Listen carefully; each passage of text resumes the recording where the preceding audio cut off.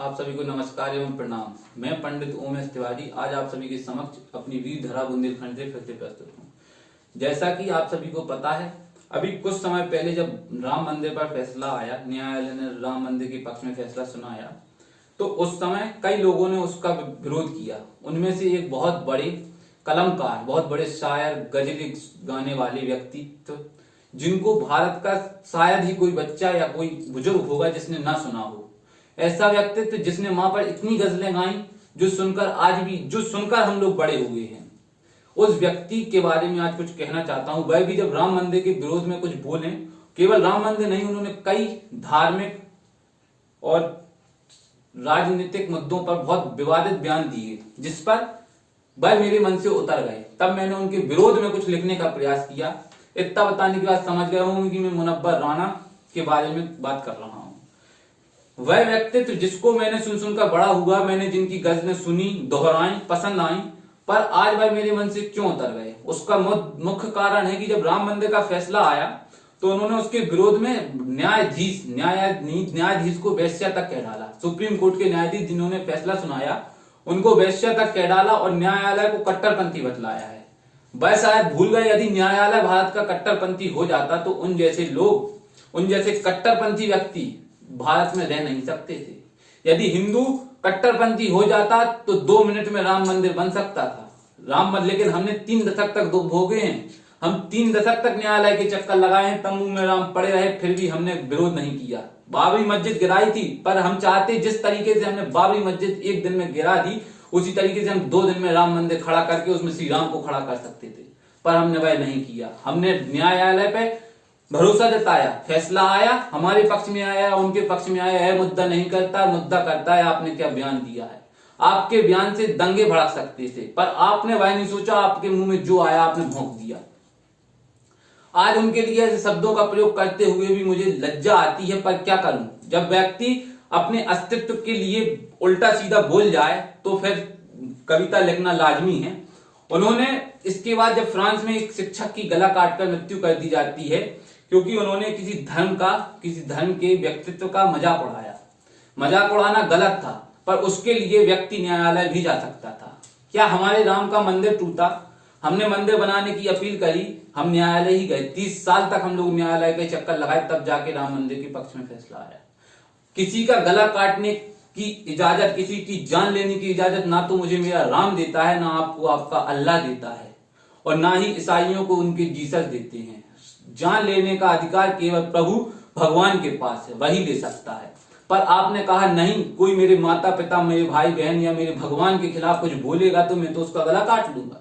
इन्हीं बयानों से दंगे भड़कते हैं और उसके बाद ये कहते हैं कि हिंदू सहिष्णु नहीं रहा, हिंदू असहिष्णु हो गया है, हिंदू कट्टरपंथी हो गया है। साहब, यदि हम कट्टरपंथी होते तो भारत में रोज चिताएं जलती। क्या आज आप नहीं देख रहे हैं वेब सीरीजों और पिक्चरों के माध्यम से हमारे धर्म का कितना मजाक उड़ाया जा रहा है।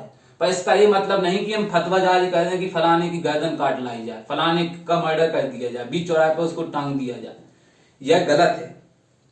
तो बस इस पर एक कविता लिखने का प्रयास किया था। यदि कुछ सच्चा और अच्छा लिख दिया हो तो आप सभी का साथ चाहूंगा कि होगा बड़ा शायर तू, होगा बड़ा शायर तू, गीत गजलों का भगवान होगा, मां पर लिखी गजलें तूने तो लगा हमें इंसान होगा। कि होगा बड़ा शायर तू, गीत गजलों का भगवान होगा, मां पर लिखी गजलें तूने हमें लगा इंसान होगा। ना बहे इंसानियत का खून, ना इंसानियत के चीथड़े उड़े, ना बहे इंसान का खून, ना इंसानियत के चीथड़े उड़े, इसलिए हम ले राम को अदालत के द्वार पर थे खड़े। हम भी 2 दिन में राम मंदिर बना सकते थे, हम भी खून बहा सकते थे, इंसानों की गर्दनें काट सकते थे, पर क्यों नहीं किया? क्यों? क्योंकि हमको इंसानियत की चिंता थी। ना बहे इंसान का खून, ना इंसानियत के चीथड़े उड़े, इसलिए राम को ले अदालत के द्वार पर थे हम खड़े। 3 दशक तक हमने दुख भोगे, तीन दशक तक हमने दुख भोगे, तंबू में राम पड़े रहे, तब भारत के सारे नेता और तुम मौन खड़े रहे। अगर हम भी संविधान को छोड़ गीता के संग आगे बढ़े होते, अगर हम भी संविधान को छोड़ गीता के संग आगे बढ़े होते, केवल 2 दिन के अंदर अयोध्या के मंदिर में राम खड़े होते। न्यायालय होता है जिसके आगे खुद राष्ट्रपति भी सर झुकाता है। न्यायालय होता है जिसके आगे राष्ट्रपति भी सर झुकाता है। एक बात यदि आप लोगों को ना पता हो तो बता दूं कि चीफ जस्टिस यानी कि सुप्रीम कोर्ट के न्यायाधीश, वह एक ऐसा व्यक्तित्व है, वह ऐसा व्यक्ति है जो भारत के राष्ट्रपति को भी शपथ दिलाते हैं। वह व्यक्ति जो भारत का प्रथम नागरिक है उसको शपथ दिलाते हैं, तो उसकी अहमियत, उसकी कीमत आप सभी समझ सकते हैं कि क्या होती है। कि 3 दशक तक हमने दुख भोगे, तम्बू में राम पड़े रहे, तब भारत के सारे नेता और तुम मौन थे खड़े रहे। अगर हम संविधान को छोड़ गीता के संग आगे बढ़े होते, अगर हम संविधान को छोड़ गीता के संग आगे बढ़े होते, केवल 2 दिन के अंदर अयोध्या में श्री राम खड़े होते। न्यायालय होता है जिसके आगे खुद राष्ट्रपति भी सर झुकाता है। न्यायालय होता है जिसके आगे खुद राष्ट्रपति भी सर झुकाता है, पर तूने उसकी भी लाज न रखी, उसको भी गंदे शब्द कह जाता है। कई दशक लग जाते हैं भारत का चीफ जस्टिस बन पाने में, कई दशक लग जाते हैं भारत का चीफ जस्टिस बन पाने में, पर तूने तो तनिक भी लाज ना आई, पर तुझको तो तनिक भी लाज ना आई उनको भी वैश्या बतलाने में। अगर भारत का न्यायालय सच में ही कट्टरपंथी हो जाता, अगर भारत का न्यायालय सच में ही कट्टरपंथी हो जाता, तो जैसा मजहबी कुत्ता भारत में यूं भौंक नहीं पाता। 14 में तुमने अवार्ड वापस करके अपना रंग थोड़ा दिखलाया था, 14 में अवार्ड वापस करके अपना रंग थोड़ा तुमने दिखलाया था, पर आसिफा और ट्विंकल की मौतों पर इस्लाम तुम्हारा नहीं जग पाया था।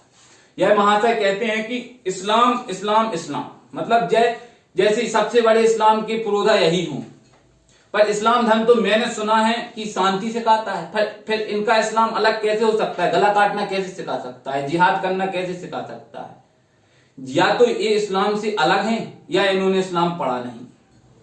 कि 14 में तुमने अवार्ड वापस कर अपना रंग थोड़ा दिखलाया था, पर आसिफा और ट्विंकल की मौतों पर इस्लाम तुम्हारा न जग पाया था। नाम के पीछे राणा लिखकर तू बड़ा ही चौड़ा होकर रहता है, पर जो ऐसे शब्दों का प्रयोग करे तू राणा कैसे हो सकता है? नाम के पीछे राणा लिखकर तू बड़ा ही चौड़ा होकर रहता है, पर ऐसे शब्दों का प्रयोग करे तू राणा कैसे हो सकता है? मां पर तूने गजलें लिखी, पर भारत मां का मान न रख पाया। मां पर तूने गजलें लिखी, पर भारत मां का मान न रख पाया। निकिता के लिए मौन रहा, पर आज फ्रांस पर गड़ा फाड़ चिल्लाया। निकिता के लिए मौन रहा, पर फ्रांस पर गड़ा फाड़ चिल्लाया। तू पढ़ा लिखा शायर होकर भी मजहब की बातों में चूर रहा, खुद के घमंड में ऐठा था, तू भूल धर्म को खुद में मगरूर रहा। तू पढ़ा लिखा शायर होकर भी मजहब की बातों में चूर रहा, खुद के घमंड में ऐठा था, तू भूल धर्म को खुद में ही मगरूर रहा।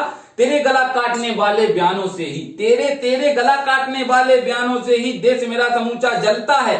मियां मेरा देश सरिया से नहीं संविधान से चलता है। सच कहता हूं मुनव्वर, तुम तो अब मुनव्वर रहे नहीं। सच कहता हूं मुनव्वर, तुम तो अब मुनव्वर रहे नहीं। जिहादी पक्के हो गए परंतु भारत मां के बेटे रहे नहीं।